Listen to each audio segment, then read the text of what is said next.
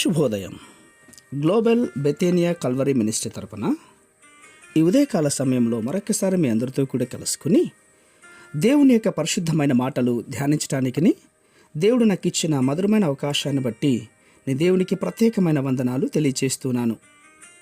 ఈరోజు కూడా పరిశుద్ధమైన వేద గ్రంథంలో నుండి మరొక చక్కటి మాటను చదువుకుందాం. అపోస్తుల కార్యములు 17వ అధ్యాయము 30వ వచనాన్ని నేను చదువుతున్నాను. దయచేసి గమనించండి. అపోస్తుల కార్యములు 17వ అధ్యాయము 30వ వచనము.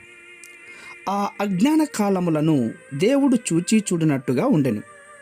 ఇప్పుడైతే అంతటను అందరూ మారుమనసు పొందవలనని మనుష్యులకు ఆజ్ఞాపించుచున్నాడు. దేవునికి మహిమ కలుగునుగాక.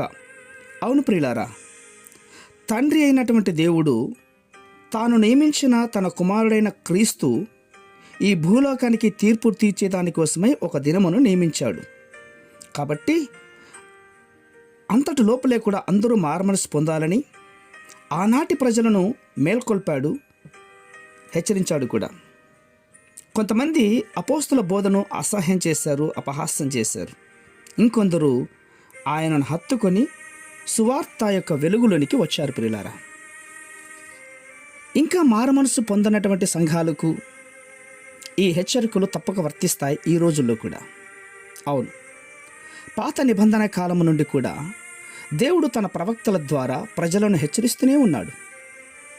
ఎవని ప్రవర్తన బట్టి వానికి శిక్ష విధింతును, మనసు త్రిప్పుకొని మీ అక్రమములు మీకు శిక్షకు కారణములు కాకుండానట్లు వాటన్నిటిని విడిచిపెట్టుడి.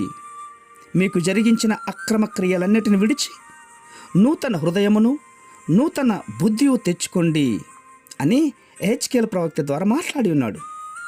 మనం శాశ్వతంగా మరణించకుండా నిత్య పరలోకంలో ప్రవేశించాలి అంటే మనస్సు తిప్పుకోవాలని దేవుడు ప్రవక్తల ద్వారా మాట్లాడించి మనల్ని హెచ్చరిస్తూ ఉంటున్నాడు. అవును, ఎందుకంటే మన ప్రభు ఏ ఒక్క ఆత్మ నశించిపోవటం ఆయనకి ఇష్టం లేదు. అందరూ మారుమనసు పొంది రక్షింపబడాలని ఆయన కోరిక ఉంది.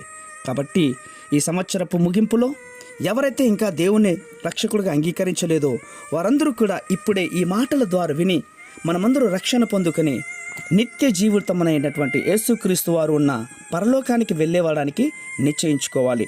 అట్టి కృప మనకందరికీ కూడా అనుగ్రహించునుగాక.